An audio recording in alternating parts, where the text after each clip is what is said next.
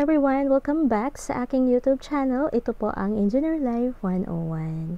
At ngayon po, ito po yung Excel Tutorial 101.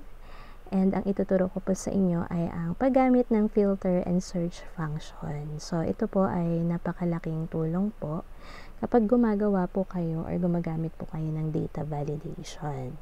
So, di ba, nung nakaraan po, naituro ko na rin po yung data validation sa isa sa mga videos ko.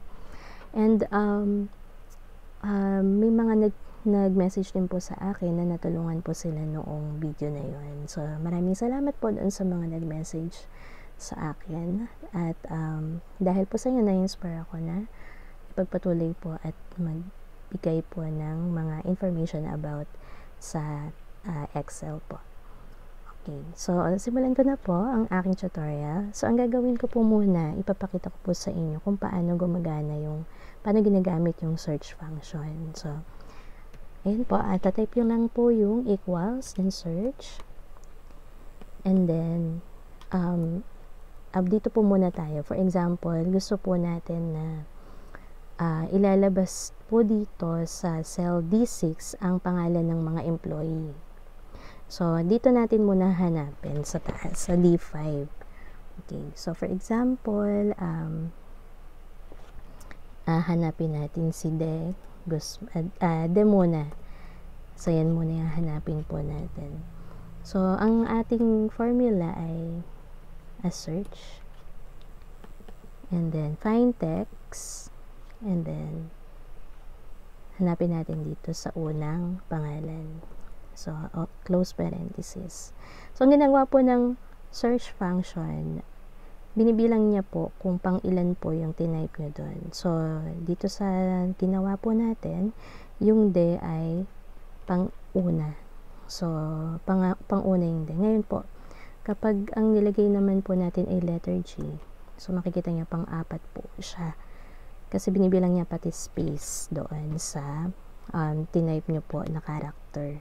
So, pang-ilang character. Yan. So, ang gusto ko pong mangyari po dito, okay, tatry naman po muna natin kung sa lahat. So, dito po kasi itinry lang natin sa isa. So, try muna natin sa lahat ng data po natin. So, once na nilagay po natin yan, nakita nyo po, nag-spill siya. So, ibig sabihin po, lahat ng value na may G ay inilabas niya. So, lahat ng value na wala ay hindi niya inilabas. So, yung una, so, yung number 1, yung sa De Guzman. So, pang-apat. Tapos, ito, yung number 2, 3, 4, 5, 6. Pang-ani, 1, 2, 3, 4, 5, 6. Si Rivera Aguilar. So, meron siyang G. So, yung mga wala ay hindi niya pinapakita yung numbers. So, naka-value lang, naka-error. Parang error siya. Ngayon, ang gusto ko pong mangyari dito, gusto po nating mangyari ay ang makikilala lang po muna niya is true or false. So, pagka daw ang number ang lumabas, ibig sabihin, yung value ay true niyan. So, kapag mga error, magiging false yung answer natin. So, para mangyari yun, i-convert natin tong data na to sa true or false. So, pag may number na lalabas, true. Pag ito, mga error ay false. So, paano yung formula natin dito? So, ang formula natin dito ay yung is number. So, is number, and then, yung value niya, so, pwede na natin siyang i-enter. So, nakita nyo po, ang lumabas dyan ay true. Dito ay true. So, dito ay true din. So, yan yung number 1. So, yan yung kanina natin na mga numbers. Okay. So, ano naman yung next natin na gagawin? So, ang next natin na formula na gagawin ay yung filter function. So, sa filter function, yan, tatype lang natin yan, and then, kukunin natin yung array na merong i-filter natin. So, ngayon, i-filter natin yung full name. So, ang next na syntax niya is include. So, naka-include na tong ginawa natin. So, yung true or false, yung is number na ginawa natin sa search. So, include natin yung masa-search natin dito sa data na to. And then, so yung if empty daw, ano daw yung magiging sagot dito. So, ang lalagay na lang po natin kung empty is none. So, hindi niya nakita. So, none yung ilalagay. Alright, so yan. Lumabas lahat ng ating mga data na merong letter G. So, lahat yan may letter G. So, yan din kanina yung mga naka-true. Lahat ito may mga naka-true. So, try nating maglagay pa dito ng L. Yan. So, lalabas lahat ng L. So, pagka nilagay naman natin na Adan, yan. So, at si Adan lang lalabas. And, halimbawa, Valdez.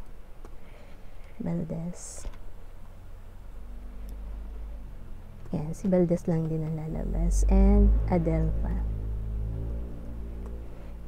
Okay. Wala. Kasi mali yung spelling. So, yan. So, ayan ang lalabas dyan. So, ang gusto kong mangyari ay meron tayong masi-search dito. So, paano natin gagawin? So, ang gagawin ko, doon tayo sa payslip. So, ito kasi yung, for example, nandito yung data natin. So, try natin na pumunta ngayon sa payslip. So, kunwari, ito na yung payslip natin. Dito tayo magta-type. So, ang gagawin ko lang ay babaguhin natin yung formula dito. So, ililink lang natin itong ating D5 na find text natin. So, ipa-find natin ang text hindi dito sa D6. So, pupunta tayo sa sheet 2 at itong employee name. So, dyan tayo maghahanap ng i-search natin. Okay. So, ito, pwede natin burahin yan. Okay, burahin na lang natin yan. Okay, so pagdating dito, nandito na yung, kumbaga, pag may tinype tayo dito na Adele, ayan, so lalabas dyan, magbabago siya, Adele pa. So, pag nilagay natin Aline, ayan, so lalabas din dyan yung Aline. So, ganun, dito tayo maghahanap. Okay, so, ang next natin na gagawin dyan, gusto natin na lalagyan natin siya ng data validation. So, kiklik lang natin dito sa data, yan, data, and then itong data tools, so yung data validation na icon dito. Then, pick lang natin, and piliin natin yung list. So, once napili natin yung list, hanapin natin, kunin natin yung source kung saan nakuha. So, dito yan nakuha sa ating formula. So, i-click natin doon sa unang ginawa natin na formula. So, yan sa employee name. Tapos, para mag-spill siya, so, para makuha niya lahat ng doon sa spill natin. So, lalagyan lang natin dito ng hashtag. And then, okay. Okay, so, once na meron na yan, so, pwede na tayong mag-search dito. Ayan, so, Adelpa. Ayan. Ayan. So, nagkaroon ng error siya. Ayan. So, kung magkakaroon ng error na ganyan, pwede nating tanggalin na lang yung error na yan. So, anong gagawin natin? Punta ulit tayo dito sa validation. And then, yung error alert natin, so tatanggalin lang natin yung show error alert after invalidate is entered. So, okay lang. So, once na-click po natin ito, hindi na siya dapat mag-error. Okay, so try natin. So, lumabas yung Adele pa dito. Okay, try natin sa iba. So, Alma. Ayan, so Alma yung lumabas. Ayan, so lalabas dapat yung Alma. So, for example naman, gusto natin na letter A lang, lahat ng may letter A na pangalan. So, lahat dyan ay merong letter A. So, try nyo na po itong ating tutorial. So, yan lang po yung para sa search. Ngayon po, kung gusto nyo naman po na lalabas nyo yung mga employee number, address, and designation, gagamit po tayo ng yung mga naituro ko na din na formula dati. Pwede na yung XLOOKUP, pwedeng VLOOKUP, pwede rin yung filter. So, ang gagamitin ko po ngayon ay yung VLOOKUP. So, for example, nakapili na tayo dito ng pangalan. Yan, si Lopez. So, i-VLOOKUP natin yan. So, yan. So, balik tayo dito. So, yung employee number is number 2. So, yan. And then, sa address, okay, number 3 naman siya.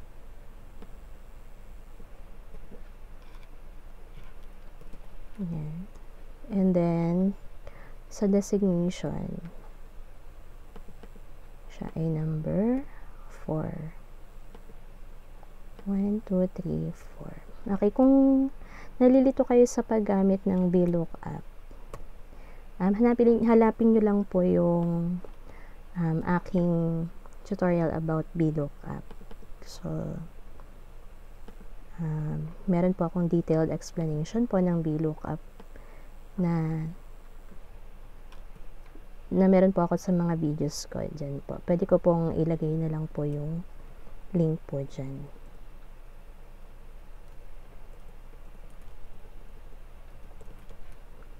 Okay. So, ayan po. So, once na inaba po natin yan,